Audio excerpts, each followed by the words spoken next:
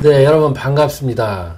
우리가 오늘은 그 취하고 배불렀을 때 하지 말아야 될 것에 대해서 한 번 더 말씀을 나누겠습니다. 지난 시간은 아니고 우리가 그 전에 우리가 취하고 배불러서 잠자리 하지 말라 이제 그런 말씀을 드렸는데 취하고 배불러서 또 하지 말아야 될 게 있습니다. 그것은 우리가 옛날에 취포 불가 주거마 이랬습니다. 취하고 배불러서 불가하다. 무엇을 하지 마라? 달릴 주자. 그 다음에 거마라고 하는 건 요즘으로 따지면 운송수단이죠. 옛날에는 수레, 그 다음에 말이었으니까. 그렇죠? 그래서 요즘에 요즘 시대에 말하자면은 우리가 음주운전 하지 말라. 이런 얘기도 해당이 되겠죠. 하지만 음주운전이라고 하는 것 자체가 뭐냐면 내가 술이 취해서 직접 운전을 하는 것도 문제가 되겠지만 거기에 타서 같이 가는 것도 문제라고 하는 것입니다. 그러니까 우리가 취하고 우리가 배가 불렀을 때는 비위에서 열이 굉장히 많이 몰린다는 거예요. 그럼 열이라고 하는 성질은 어떻습니까? 자꾸 위쪽으로 올라온다는 거죠. 그래서 취하고 배불렀을 때는 우리 그 열에 의해서 몸에서 해수라고 하는 건 기침이 나오는데 몸에서 수분이나 진액이 많으면 기침이 나오겠죠. 그 다음에 음식물도 우리가 나올 수가 있습니다. 구토.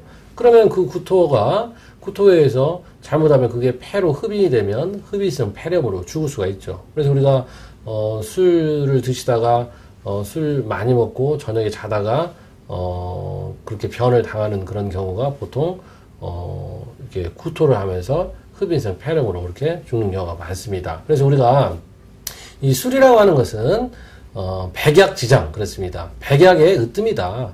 또 백독지장 이런 얘기도 있어요. 반대로 그 100가지 독 모든 독의 또 짱이다 이런 얘기를 하는데 그만큼 야누스적인 그 두 가지의 역할, 두 가지의 기능을 하고 있다라고 하면 되겠습니다. 근데 우리가 사실은 술이라고 하는 것이 굉장히 필요합니다. 동의보감에도 보면 우리가 추위를 물리치고 또 혈액순환을 좋게 하고 신진대사를 또 촉진시키고 그 다음에 약의 약성을 위쪽으로 올려준다고 그랬습니다. 그래서 우리가 약을 쓸 때도 몸이 찬 사람들 아니면 구안화사라고 하는 게 결국은 찬바람에 의해서 얼굴에 있는 혈맥이 얼었다고 하는 것이거든요. 그럼 그런 경우는 우리가 약재를 술에다가 볶아요. 그걸 초라고 합니다. 주초, 술주자에다가 볶을 초자. 그렇게 해서 술의 그 더운 성질을 약에다가 넣는 것이고요. 그 다음에 또 뭐냐면 주수각반 그렇습니다. 술주자, 물수자, 각기 각자 반절했다. 그래서 우리 약을 다릴 때 술하고 물을 반반씩 섞어서 약을 다리는 경우가 있습니다. 사실은 그게 굉장히 현명한 방법이죠. 요즘 같은 경우도 우리가 어떤 특정 성분, 유효 성분을 추출할 때 물로 끓이는 방법이 있고 알코올에서 추출하는 방법이 있습니다. 각자가 우리가 수용성이냐 지용성이냐에 따라서 나오는 것이 다르겠죠.